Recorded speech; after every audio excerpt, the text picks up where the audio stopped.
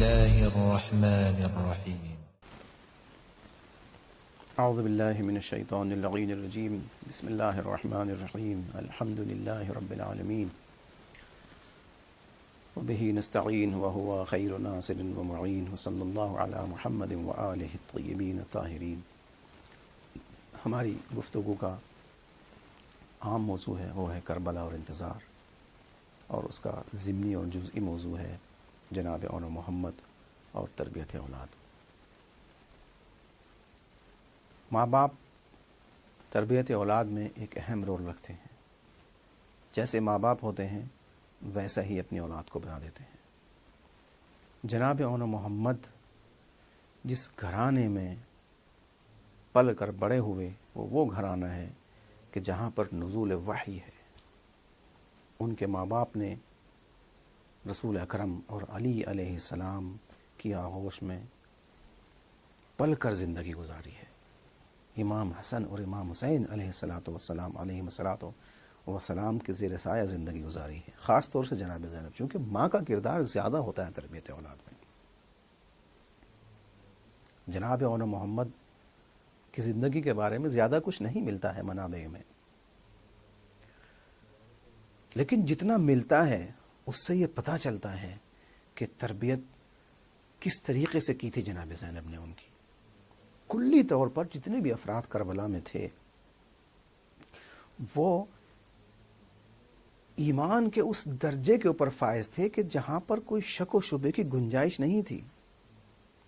جس وقت شب عاشور امام حسین علیہ السلام نے چراغوں کو بجھا دیا اور کہا کہ تم جانا چاہو تو چلے جاؤ، میں نے اپنی بیعت کا طوق تمہاری گردن سے اتار لیا اور میں تمہاری شفاعت اور تمہارے لیے جنت کا وعدہ لیتا ہوں، ضمانت دیتا ہوں کہ تمہاری شفاعت کروں گا۔ چراغوں کو بجھا دیا، لیکن تاریخ میں ملتا ہے کہ کوئی بھی نہیں گیا، اس لیے کہ ایمان کے اس درجے پر پہنچے ہوئے تھے کہ جہاں پر شک و شبے کی کوئی گنجائش نہیں تھی۔ جناب اون محمد بھی ان افراد میں شامل تھے کہ جنہوں نے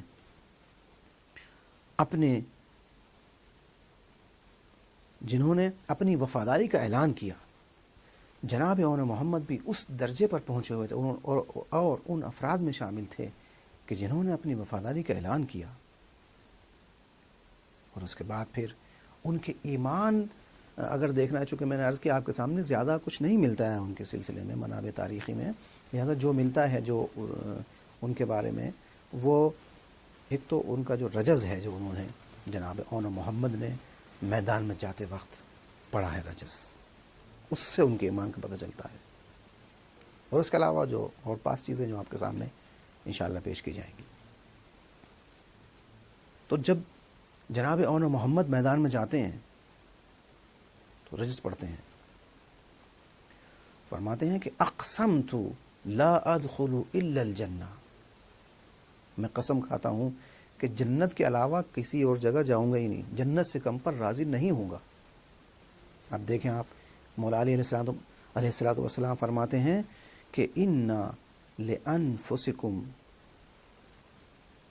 امام علیہ السلام فرماتے ہیں کہ لَيْسَ لِأَنفُسِكُمْ ثَمَنٌ إِلَّا الْجَنَّةُ فَلَا تَبِعُوهَا إِلَّا بِهَا، دیکھو تمہارے نفسوں کی قیمت صرف اور صرف جنت ہے، لہٰذا اس سے کم پر تم اپنے نفس کو مت بیچنا۔ جناب اون مولا کائنات کے اسی قول کی تصدیق کرتے ہیں کہ اے میرے نانا، دیکھیے میں آپ کی بات کے اوپر عمل کر رہا ہوں، اور یہ دشمن ہیں ان کو کہہ کے بتا رہے ہیں کہ میں قسم کھاتا ہوں کہ میں جنت سے کم پر راضی نہیں ہوں گا۔ ان کو پتا ہے، یعنی ایمان کے اس درجے پر ان کو پتا ہے کہ اس کے بعد جنت ہے ہمارے انتظار میں۔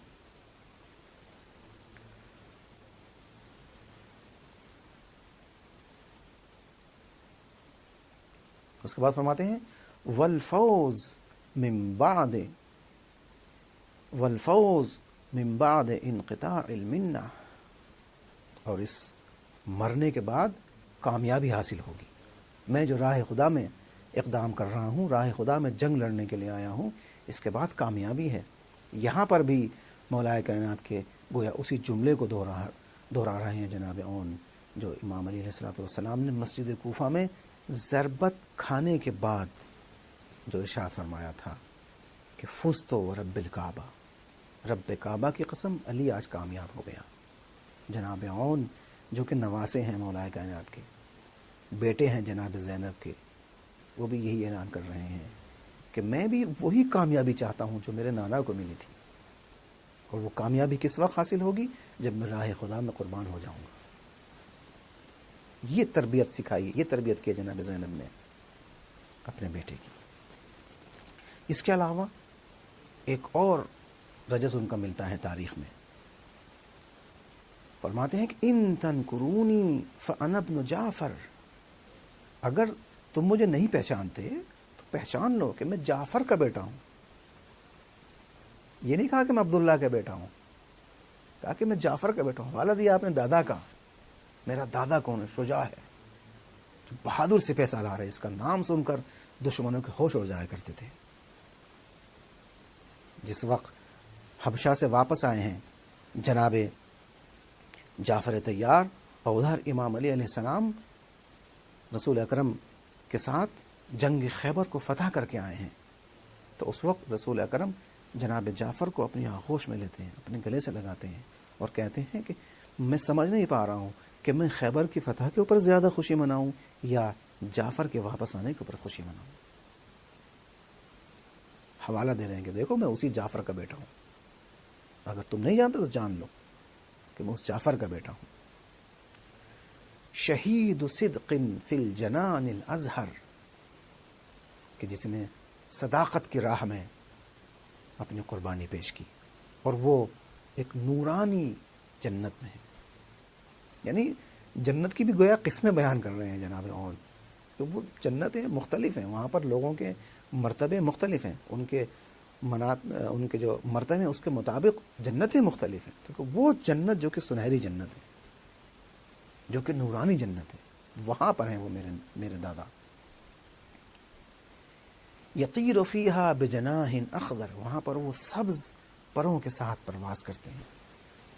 یعنی گویا دیکھ رہے ہیں اپنے دادا کی منزلت کو، ایمان کے اس درجے کے فائز ہیں جناب اون، وہاں پر دیکھ رہے ہیں کہ میرے نانا، میرے دادا کس جگہ پر ہیں، اور دشمنوں کو بیان کریں تم نہیں جانتے ہو مجھے، تم مجھ سے لڑنے آئے ہو، جان لو کہ تم سراسر باطل پر ہو، ہم حق پر ہیں، اس لیے کہ میرے دادا جعفر ہیں جن کو خدا نے جنت میں پر عطا کیے ہیں، جنہوں نے صداقت کی راہ میں اپنی قربانی پیش کی، جن کے لیے خدا نے ایک مخصوص جنت کو خلق کیا ہے۔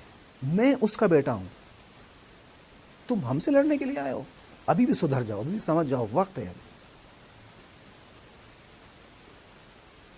کفا بہذا شرفا فی المحشر، میرے لیے یہی شرف کافی ہے کہ میں اس دادا کا پوتا ہوں۔ یہ جناب زینب کی تربیت کا اثر ہے۔ تو ہماری ماؤں کو سوچنا چاہیے، اور ہماری ماؤں کو بھی درس لینا چاہیے۔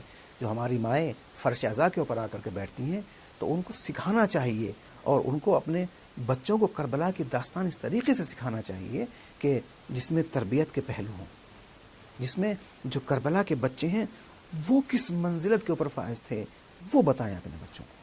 والسلام علیکم ورحمۃ اللہ وبرکاتہ۔